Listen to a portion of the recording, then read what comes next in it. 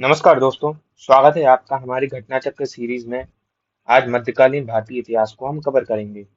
भारत पर मुस्लिम आक्रमण थ्योरी को समझ लेते हैं, फिर सीधे हम डायरेक्ट एमसीक्यू पे जाएंगे।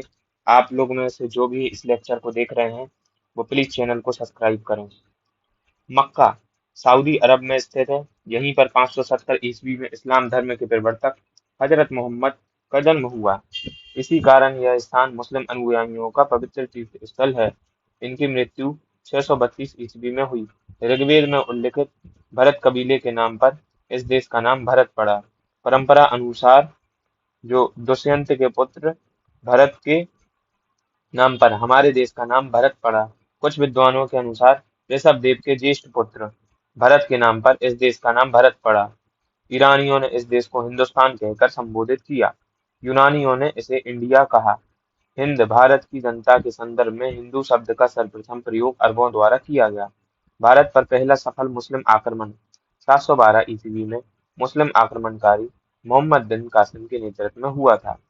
मोहम्मद बिन कासिम ने पूर्व अब्दुल्ला के नेतृत्व में अभियान दल भेजा गया, परंतु वह पराजित हुआ और मारा गया। इराक के हाकिम अल हज्जाज ने मोहम्मद बिन कासिम के नेतृत्व में अरबों को सिंध पर आक्रमण करने के लिए भेजा। भारी संघर्ष के बाद अरबों ने 712 ईस्वी में सिंध पर विजय प्राप्त कर ली। उस समय सिंध पर दाहिर का शासन था। फारसी ग्रंथ चचनामा से अरबों द्वारा सिंध विजय की जानकारी मिलती है। गजनी वंश का संस्थापक अल्पतगीन था। गजनी वंश का अन्य नाम यामिनी वंश भी है। अल्पतगीन ने गजनी को अपनी राजधानी बनाया। 998 ईस्वी में महमूद गजनी का शासक बना। सर हेनरी इलियट के अनुसार महमूद ने भारत पर 17 बार आक्रमण किया।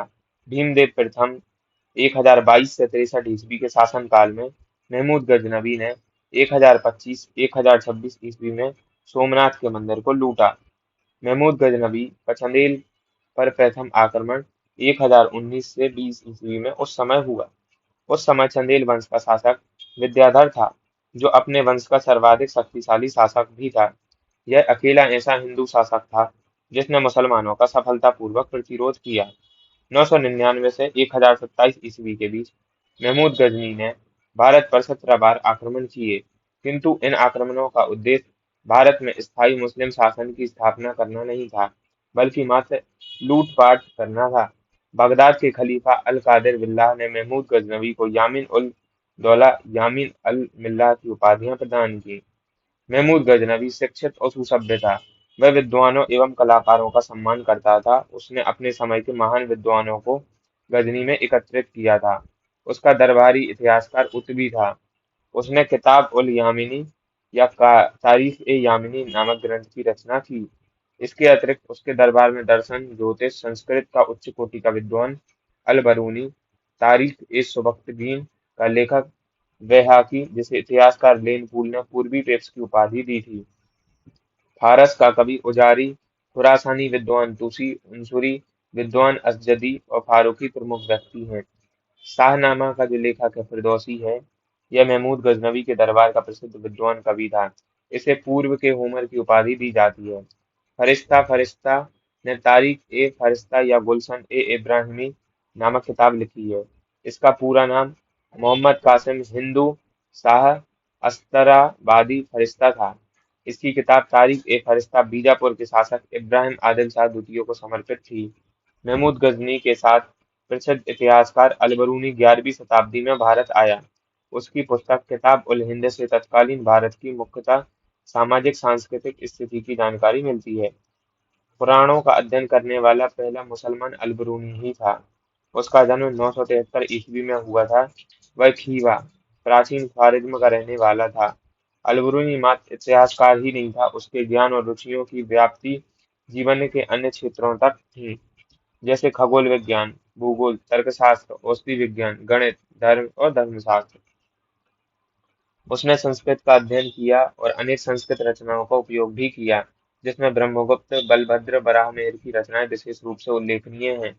उसने जगह जगह भगवत गीता, विष्णु पुराण, वायु पुराणों को भी उद्धृत किया। अल बरूनी ने अरबी भाषा में तहकीक ए हिंद की रचना की थी।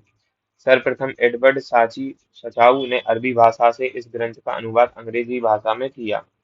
इसका अनुवाद हिंदी में रजनीकांत शर्मा द्वारा किया गया था। संस्कृत मुद्रा लेख के साथ चांदी के सिक्के महमूद गजनबी ने जारी किए थे।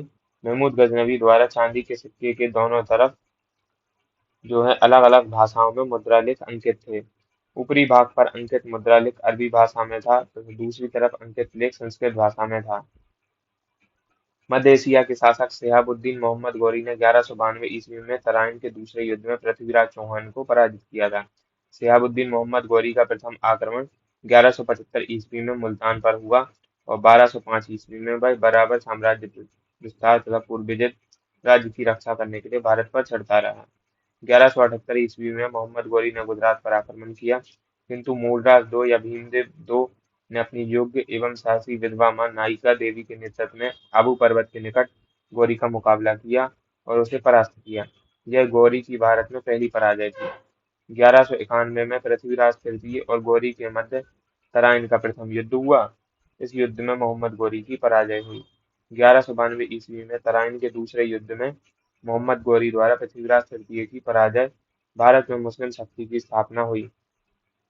यह युद्ध भारतीय इतिहास में अत्यधिक महत्वपूर्ण है क्योंकि 1194 ईस्वी में चंदावर के युद्ध में गौरी ने कन्नौज के शासक गढ़वाल राजा जयचंद को पराजित किया था। चंदावर जो है वर्तमान यूपी के फिरोजाबाद जिले में यमुना नदी के तट पर स्थित है। मोहम्मद गौरी के सिक्कों पर एक तरफ देवी लक्ष्मी की आकृति बनी तो दूसरी तरफ कलमा अरबी में खुदा गया। गौरी की विजयों के बाद उत्तर भारत में एकता प्रणाली स्थापित हो गई। 1192 ईस्वी में तराइन के दूसरे युद्ध में कुतुबुद्दीन ऐबक ने महत्वपूर्ण भूमिका निभाई।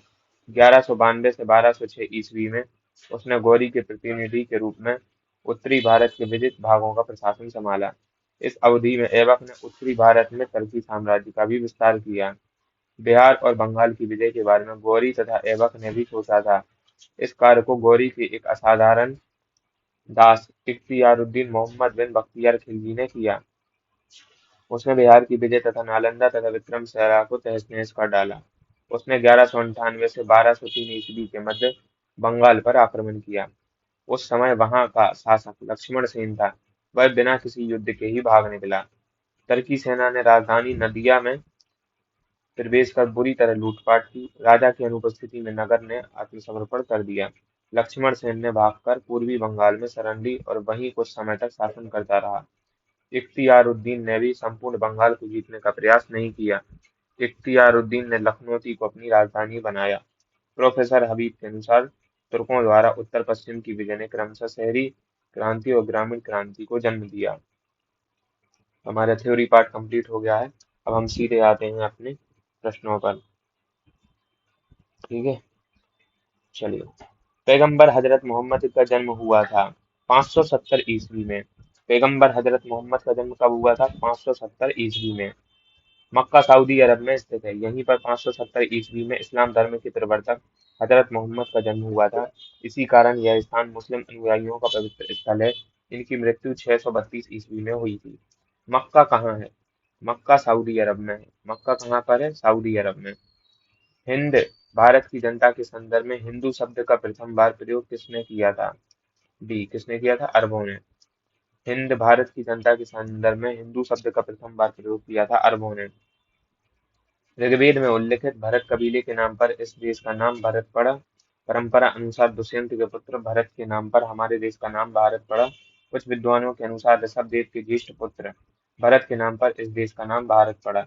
ईरानियों ने इस देश को हिंदुस्तान कहकर पुकारा तथा यूनानियों ने इस देश को इंडिया कहा। हिंद भारत की जनता के संदर्भ में हिंदू शब्द का जो सर्वप्रथम प्रयोग अरबों ने किया था। भारत पर मुस्लिम आक्रमण कब हुआ था? डी, इनमें से कोई नहीं, क्योंकि पहला मुस्लिम आक्रमण हुआ था 712 ईस्वी में। भारत पर पहला सफल मुस्लिम आक्रमण 712 ईस्वी में अरब आक्रमणकारी मोहम्मद बिन कासिम के नेतृत्व में हुआ था। मोहम्मद बिन कासिम ने पूर्व 711 ईस्वी में ही अब्दुल्लाह के नेतृत्व में एक अभियान दल भेजा गया, किंतु वह पराजित हुआ और मारा गया। इराक के हाकिम अल हज्जाज ने मोहम्मद बिन कासिम के नेतृत्व में अरबों को सिंध पर आक्रमण करने के लिए भेजा। भारी संघर्ष के बाद अरबों ने 712 ईस्वी में सिंध पर विजय प्राप्त कर ली। उस समय सिंध पर दाहिर का शासन था। फारसी ग्रंथ शचनामा से अरबों द्वारा सिंध विजय की जानकारी मिलती है। मोहम्मद बिन कासिम द्वारा सिंध की विजय कब की गई थी? 712 ईस्वी। तो इस वीडियो में इतना ही। बचे हुए प्रश्नों को नेक्स्ट वीडियो में कवर करेंगे। वीडियो अच्छा लगे तो लाइक जरूर करें और हम पे सपोर्ट बनाए रखें। धन्यवाद।